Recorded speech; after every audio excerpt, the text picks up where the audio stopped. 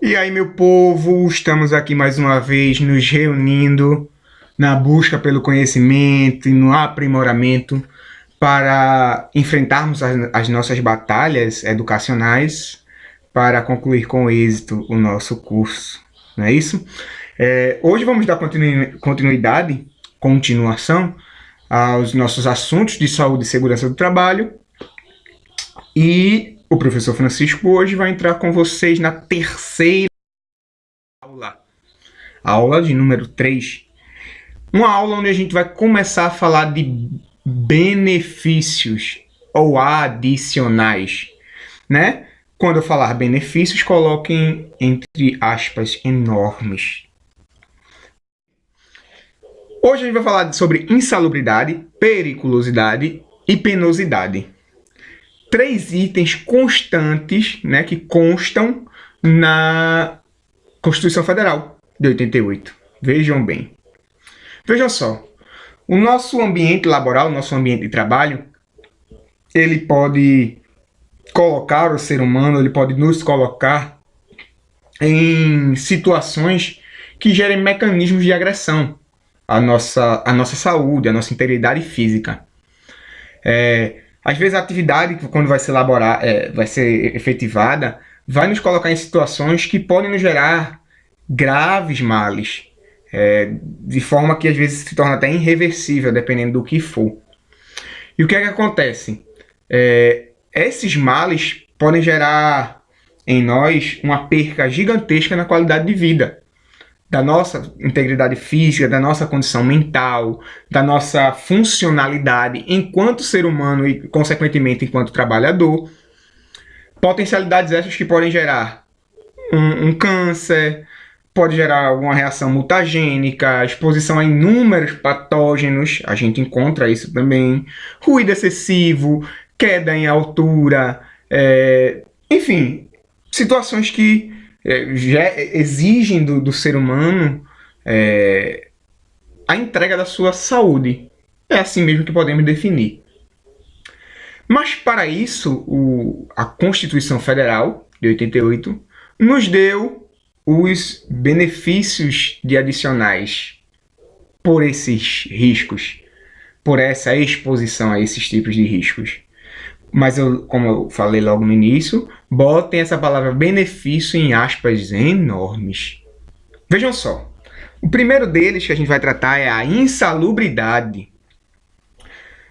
O que é que se diz sobre a insalubridade? Serão consideradas atividades ou operações insalubres aquela que, por sua natureza, condições ou métodos de trabalho exponham os empregados a agentes nocivos à saúde, acima dos limites de tolerância fixados, em razão da natureza e da intensidade do agente e do tempo de exposição aos seus efeitos. Então, vamos lá. O que é que a gente pode definir disso daí?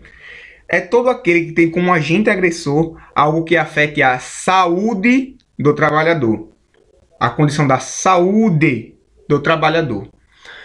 E o que é que acontece? Quando é que se é considerado nocivo algo à saúde do trabalhador? Quando esse algo excede os limites de tolerância que já é fixado na norma, na NR 15, na norma regulamentadora número 15, e que se leva em consideração também a natureza desse mal e a intensidade que esse mal se faz presente no ambiente de trabalho e o tempo de exposição que o trabalhador vai ficar exposto a isso aí. Então, esse conjunto de fatores é que vai determinar o pagamento desse adicional de insalubridade. Então, o que é que pode falar sobre insalubridade? A eliminação ou a neutralização da insalubridade, então, no caso, a cessação do pagamento de adicional de insalubridade vai ocorrer das seguintes maneiras: com a adoção de medidas que conservem o ambiente de trabalho dentro dos limites de tolerância. Então, quer dizer, por exemplo, ruído excessivo, um número muito alto de poeira no local, de pó, de fumaças, de fumo, calor intenso, frio intenso, enfim. Se você conseguir tomar medidas que controlem, se o empregador conseguir tomar medidas que mantenham dentro dos limites fixados na norma aquela temperatura, por exemplo, ou aquele nível de decibéis dentro do ambiente de trabalho, aí cessa o pagamento da insalubridade. Então, se ele pagava, se estava 90 decibéis, 100 decibéis, que já é para se pagar o adicional, segundo a norma, e você baixa para 80, 75, 70, então você não tem mais a necessidade de pagar a insalubridade. Com a utilização de equipamentos de proteção individual ao trabalhador que diminuam a intensidade do agente agressivo aos limites de tolerância. O que quer dizer isso? Vamos usar novamente o ruído como exemplo. A pessoa está exposto a 130 decibéis. Se por acaso o empregador tiver um equipamento de diminuição de decibéis que façam que a quantidade de decibéis que chega no canal auditivo do trabalhador seja de 70%, 70 decibéis, por exemplo, 75 decibéis, 80 decibéis, então ele vai manter isso dentro da norma, dentro do limite de tolerância. Então também não vai ser mais pago a insalubridade. Então, só fazendo um resuminho, quais os momentos que cessa o pagamento, que elimina ou neutraliza o pagamento da insalubridade? Quando não existe mais o risco da insalubridade ali, quando você consegue manter aquele fator gerador, né, de insalubridade dentro do limite de tolerância, ou quando eu tenho equipamentos de uso individual, ou até mesmo de uso coletivo também, que façam com que aqueles níveis já pré-estabelecidos na norma diminuam para poder ficar dentro do limite de tolerância e o trabalhador não seja afetado. O que é que se diz sobre o pagamento dessa insalubridade? Então eu falei o que era insalubridade, eu falei quando é que se cessa o pagamento dessa insalubridade, mas de quanto é esse adicional de insalubridade? O exercício de trabalho em condições insalubres acima dos limites de tolerância estabelecidos pelo Ministério do Trabalho assegura a percepção de adicional de 40%, 20% e 10% do salário mínimo da região, segundo se classifiquem nos graus máximo, médio e mínimo. Vamos deixar isso mais mastigadozinho. Se você está no nível de exposição que ultrapassou o limite de tolerância, no caso, a insalubridade, né, se tornou insalubridade quando ultrapassou o limite de tolerância, mas é um grau mínimo, se considera assim. E quando o grau é mínimo, se coloca 10% em cima do salário mínimo da região. Ele bota o salário mínimo da região, mas como a gente fala de República Federativa do Brasil, a gente sabe que o salário mínimo é unificado, né? Todos os estados têm o mesmo salário mínimo. 20% em cima do salário mínimo, quando o risco tem grau médio. E 40% quando ele tem grau máximo. O que é que significa? Que dependendo do grau, varia-se também a porcentagem de adicional que vai ser acrescentado em cima do salário do funcionário. Tá dando para entender? Vamos trocar em miúdos para não ficar uma coisa tão técnica. E, de certa forma, vai ficar um tanto vago para vocês também, porque se precisa de mais tempo para trabalhar esse entendimento. Mas por isso que vocês têm a apostila, por isso que vocês têm um fórum para quando quiser buscar, a gente debatendo, a gente conversando, a gente trocando informações para agregar o conhecimento de vocês. Enfim, o que é a insalubridade em si? A insalubridade é que o trabalhador troca a saúde dele por dinheiro. A verdade é essa. O que é que significa? O trabalhador vai trabalhar constantemente exposto a ruído excessivo, novamente, como a gente já tinha falado. Ao ruído excessivo, constantemente. Vai se usar os equipamentos, vai se tomar as medidas necessárias, mas mesmo assim ele ainda vai estar recebendo pancadas de decibéis muito altas no seu canal auditivo. O que vai fazer com que tenha, com o passar do tempo, um aumento. No caso, uma diminuição da acuidade auditiva, o que fará com que esse funcionário escute cada vez menos, perca cada vez menos a sua capacidade auditiva de recepção de sons. Em troca disso, ele vai receber 10%, 20% ou 40% em cima do salário mínimo do país, colocar agregado ao seu salário. Então, em trocando em miúdos, ele está trocando a saúde dele por dinheiro. Isso é que é insalubridade. Mas, como dizem, é um mal necessário, né? Se faz necessário esse mal porque a atividade precisa ser executada. E a gente também falou sobre limite de tolerância. O que seria esse limite de tolerância? É a concentração ou intensidade máxima ou mínima relacionada com a natureza e o tempo de exposição ao agente, que não causará danos à saúde do trabalhador durante sua vida laboral. Também seria uma coisa que se precisaria um pouco mais de tempo para se debater esses. Mas estamos com o tempo corrido e a gente precisa adiantar esses pontos. Um outro adicional que se é pago é o adicional de periculosidade.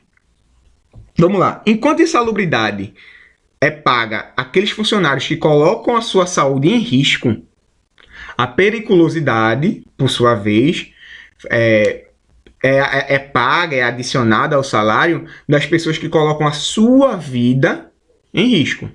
As profissões que exigem que não a saúde, mas sim a vida do trabalhador seja posta em risco, podendo repentinamente atingi-lo de forma violenta, levando à incapacidade, à invalidez permanente ou até mesmo a morte. Né? Então, realmente está se colocando em risco a vida, não mais a saúde, como é no caso da insalubridade. E tem dentro, para o Ministério do Trabalho, para a regulamentação que o Ministério do Trabalho aprovou, já existe a determinação das atividades que são consideradas perigosas. Aquelas que, por sua natureza ou método de trabalho, impliquem riscos acentuados em virtude de exposição permanente do trabalhador a inflamáveis, explosivos ou energia elétrica, roubos ou outras espécies de violência física nas atividades profissionais de segurança pessoal ou patrimonial. E no parágrafo 4, se diz, são também consideradas perigosas as atividades de trabalhador em motocicleta. Bem, inflamáveis, explosivos e energia elétrica, então esse pessoal que trabalha com postos de gasolina, que trabalha com produção de combustível, pessoas que têm riscos de explosão constante no seu ambiente de trabalho, que trabalham com geradores de energia, por exemplo, recebem adicionais de periculosidade. Ou trabalha com energia elétrica também. As pessoas que trabalham lidando com questões de violência, questões de segurança, de patrimônio, segurança pessoal, também recebem esse adicional. E funcionários, agora recentemente foi aprovado a questão dos motociclistas que trabalham para empresas, também têm o direito à periculosidade, certo?